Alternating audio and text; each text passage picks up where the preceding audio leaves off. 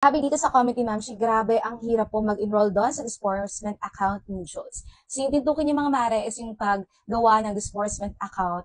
Hay nako, Ma'am Ma'am Mel, ayan, relate talaga ako kasi ako din, nahirapan talaga ako sa paggawa ng disbursement account mutual. So ano nga ba yung ginawa ko para ma-approve yung disbursement account ko? So yung ginawa ko mga mare ko ay pumunta kaagad ako sa SSS. So sa pagkakaalala ko guys, nahirapan talaga ako doon. So ano nga ba yung mga requirements na pinasa ko for disbursement mutuals?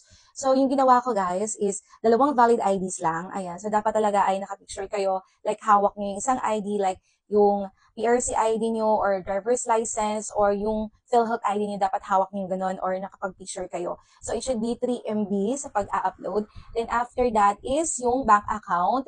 So pumunta ako ng bangko mismo, kumuha ako ng deposit slip. So yun yung pinicture ng staff doon sa SSS.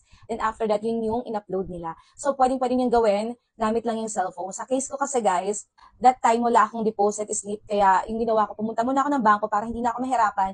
Ayan, pumunta talaga ako ng office ng SSS. Tapos sila na po yung pinag-process ko na gumawa ng disbursement account mutuals. So sa mga nahihirapan gumawa ng disbursement account mutuals, pumunta kayo, go to the nearest SSS office at tutulungan kayo ng mga staff doon, ng mga clerk doon kasi napakabait naman nila. So, i-guide kayo kung ano talagang gagawin.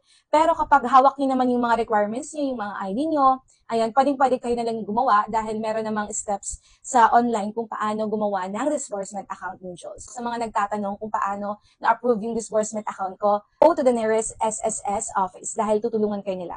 So, yun lang mga mare.